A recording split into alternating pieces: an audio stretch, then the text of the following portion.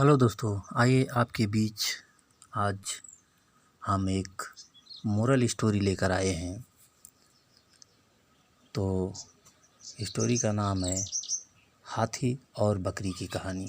तो चलिए दोस्तों, हाथी और बकरी की कहानी सुनाते हैं आपको।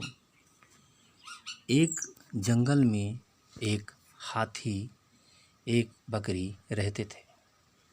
दोनों बहुत पक्के दोस्त थे। दोनों साथ में मिलकर हर दिन खाने की तलाश करते और साथ में ही खाते थे। एक दिन दोनों खाने की तलाश में अपने जंगल में से बहुत दूर निकल गए। वहाँ उन्हें एक तालाब दिखाई दिया। उसी तालाब के किनारे एक बेर का पेड़ था। बेर का पेड़ देखकर हाथी और बकरी बहुत खुश हुए। वे दोनों बेर के पेड़ के पास गए। फिर हाथी ने अपनी सूंड से बेर के पेड़ को जोर से हिलाया और ज़मीन पर ढेर सारे पके हुए बेर गिरने लगे। बकरी जल्दी जल्दी गिरे हुए बेर को इकट्ठा करने लगी। संयोगवश उसी बेर के पेड़ पर एक चिड़िया का घोंसला भी था, जिसमें चिड़िया का एक बच्चा सो रहा था और चिड़िया दाने की खोज में कहीं गई हुई थी। बेर का पेड़ जोर से हिलने के कारण चिड़िया का बच्चा घोंसले से बाहर तालाब में गिर पड़ा और डूबने लगा। चिड़िया के बच्चे को डूबता हुआ देखकर उसे बचाने के लिए बकरी तालाब में कूद गई, लेकिन बकरी को तो तैरना नहीं आता था।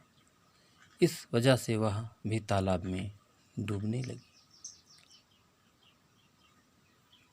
बकरी को डूबता हुआ देखकर हाथी भी तालाब में कूद गया और उसे ने चिड़िया के बच्चे और बकरी दोनों को डूबने से बचा लिया। इतने में चिड़िया भी वहाँ पर आ गई थी और वह अपने बच्चे को सही सलामत देखकर बहुत खुश हुई। उसने हाथी और बकरी को इसी तालाब और बेर के पेड़ के पास रहने के लिए कहा। तब से हाथी और बकरी भी चिड़ियों के साथ उस बेर के पेड़ के नीचे रहने लगे। कुछ ही दिनों में चिड़ियों का बच्चा बड़ा हो गया। चिड़िया अपने बच्चे के साथ जंगल में घूमकर आती थी और हाथी और बकरी को जंगल में किस पेड़ पर फल लगे हैं इसकी जानकारी देती थी। इस तरह हाथी, बकरी और चिड़िया मज़े में रहते थे और खाते पीते थे। तो दोस्तों, हमें किसी का बुरा नहीं करना चाहिए।